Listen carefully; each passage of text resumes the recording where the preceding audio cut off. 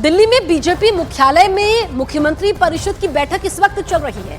सूत्रों के मुताबिक खबर यह है कि मुख्यमंत्री परिषद की बैठक में केंद्रीय नेतृत्व की ओर से कुछ बातों पर जोर दिया गया है, जिसमें शामिल है राम मंदिर और काशी विश्वनाथ कॉरिडोर की तरह हर राज्य के प्रमुख मंदिरों के लिए विकास के काम, इसके लिए जल्दी योजना बनाने पर जोर दिया गया है। इस पर पीएम नरेंद्र मोदी ने दिशा निर्देश जारी कर दिए हैं और राज्यों को जल जीवन मिशन के तहत हर घर नल से जल योजना पर जोर दिया है।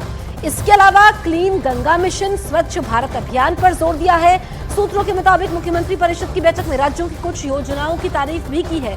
पीएम मोदी ने कुछ राज्यों की योजना की तारीफ करते हुए उसे बाकी राज्यों में भी अपनाने पर जोर दिया, जिसमें असम सरकार की पारदर्शी रोजगार योजना, यूपी की ग्राम सचिवालय व्यवस्था, त्रिपुरा की हमारे सरकार योजना, गुजरात की दिन में बिजली किसान सूर्योदय योजना शामिल है। पीएम ने बिहार सरकार के अवैध खनन की रोकथाम को लेकर उठाए कदम की तारीफ की। सूत्रों के मुताबिक इन कार्यक्रमों को गंभीरता से लेने के लिए कहा गया है।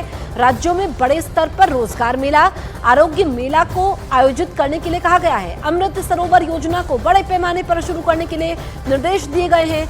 एक पेड़ मां के नाम कार्यक्रम को चलाने के निर्देश दिए गए। पीएम सूर्य घर योजना को लागू करने का निर्देश दिया गया है। बैठक में डबल इंजन मॉडल एफिशिएंसी पर जोर दिया गया।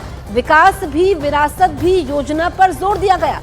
तो तमाम बड़ी बातें हम आपको बता रहे हैं कि कितनी योजनाओं पर मुख्यमंत्री परिषद की बैठक में चर्चा होती है, जिसको लागू करने के निर्देश पीएम द्वारा दिए गए हैं।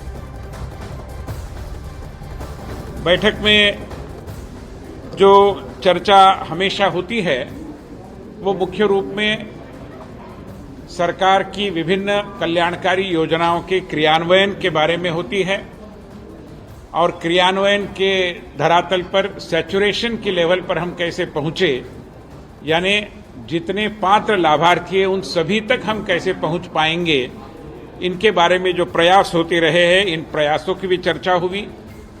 साथ ही साथ माननीय प्रधानमंत्री जी ने विकसित भारत का लक्ष्य हासिल करने के लिए केंद्र और राज्य के समन्वित प्रयासों पर बल देते हुए हम कैसे अधिक गति से काम कर सकते हैं, इसके बारे में भी सभी से आह्वान किया, आग्रह किया।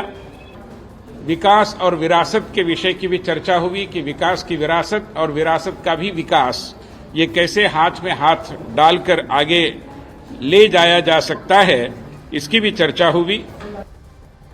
हमारे सहयोगी रवि सिंह फोन लाइन पर मौजूद है। रवि, इस बैठक की बड़ी बातें बताइए। देखिए, बैठक में क्योंकि ये चुनाव के बाद पहली बैठक थी और जिसमें 13 बीजेपी शासित मुख्यमंत्री और 15 उप मुख्यमंत्री इस बैठक में शामिल हुए। प्रधानमंत्री भी थे, रक्षा मंत्री, गृह मंत्री समेत बीजेपी अध्यक्ष भी इस बैठक में शामिल हुए।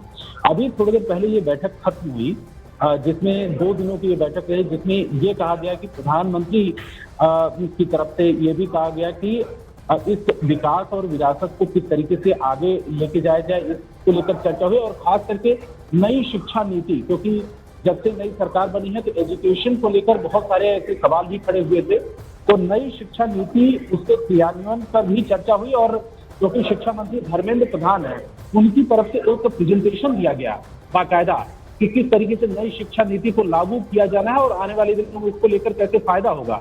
तो प्रधानमंत्री की मौजूदगी में एक प्रेजेंटेशन दिया गया और इसके अलावा असम सरकार की तरफ से जो रिक्त स्थान है वहां पर, उसको किस तरीके से भरा जाए।